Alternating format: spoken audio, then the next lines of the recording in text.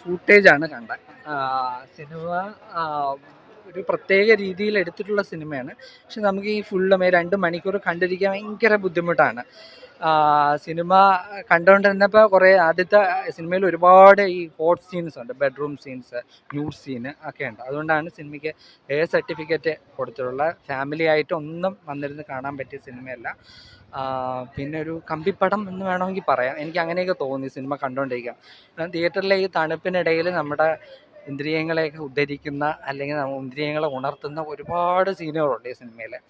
പിന്നെ ഇതിൽ ഒരു നമ്മുടെ ഒരു മൊബൈൽ ക്യാമറയിൽ കൂടെ കാണുന്ന കാഴ്ചകളായിട്ടാണ് ഈ സിനിമ കാണിക്കുന്നത്. അതൊരു വെറൈറ്റിയാണ്. കാരണം നമ്മുടെ ഹിന്ദി സിനിമയിലും നമ്മുടെ ഹോളിവുഡ് സിനിമയിലേക്ക് അങ്ങനെയൊക്കെ കാണിച്ചിട്ടുണ്ട്, നമ്മുടെ മൊബൈലിൽ ഷൂട്ട് ചെയ്ത മാതിരിയുള്ള അത്.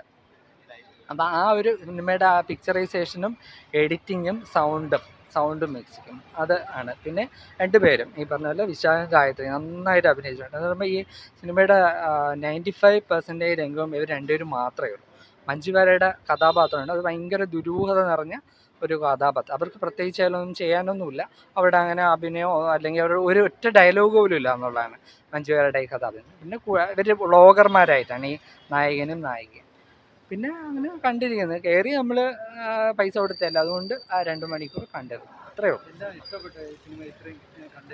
സിനിമയിലെ വിശാഖം ഗായത്രിയുള്ള സീനുകളാണ് എനിക്ക് ഏറ്റവും ഇഷ്ടപ്പെട്ടത്. അത് മാത്രമേ ഉള്ളൂ ആ സിനിമയിൽ ഓർത്തിരിക്കുക. അല്ലാതെ അതിൽ പ്രത്യേകിച്ച് ഒന്നുമില്ല. അവർക്ക് ഓർത്തിരിക്കുക അത് മാത്രമേ ഉണ്ടാവുള്ളൂ എന്ന് തോന്നുന്നു. ക്യാമറാമാനും സംവിധായകനും നിർമ്മാതാവും കൂടെയാണ്, ഈ സംവിധായകൻ്റെ നിർമ്മാതാവും കൂടെയാണ്. എന്തായാലും അയാൾക്ക് 5 പൈസ പോലും കിട്ടാൻ പോകുന്നില്ല എന്നാണ് എൻ്റെ ഒരു വിശ്വാസം. ഒരിക്കലും ഇല്ല, ഫാമിലി ആയിട്ട് ചെന്നിരുന്ന് വാച്ച് ചെയ്യാൻ പറ്റത്തില്ല. പിന്നെ പരസ്പരം കയറുന്നവർക്ക് ചിലപ്പോൾ പരസ്പരം മുഖത്ത് നോക്കാൻ പറ്റില്ല, അമ്മാതിരി സീനുകളുണ്ട്. ഫുൾ നാക്കഡായിട്ടുള്ള സീനുണ്ട്. നായകൻ്റെ നായികയുടെ അല്ല, വേറൊരു സീന്. അത് സിനിമ കാണുമ്പോൾ മനസ്സിലാവും. ശരി, അതുകൊണ്ടാണ് സിനിമയ്ക്ക് സർട്ടിഫിക്കറ്റ്. ഇന്നലെ മഞ്ജു വാര്യർ പറയുകയും ചെയ്തു, സിനിമ ഫാമിലി ആയിട്ട് വന്നിരുന്ന് കാണാൻ പറ്റിയതല്ല, സർട്ടിഫിക്കറ്റാണ് എന്നും പറഞ്ഞ്. സർട്ടിഫിക്കറ്റുള്ള ആ സീനുകൾ കാണാൻ വേണ്ടി എല്ലാം കൂടെ ഒരു 10 മിനിറ്റ് കാണുന്നതിന് വേണ്ടി നമ്മൾ 2 പൈസയും കൊടുത്ത് 2 മണിക്കൂർ ഇരിക്കണമെന്നും പറയത്തില്ല. അത്രയേ ഉള്ളൂ.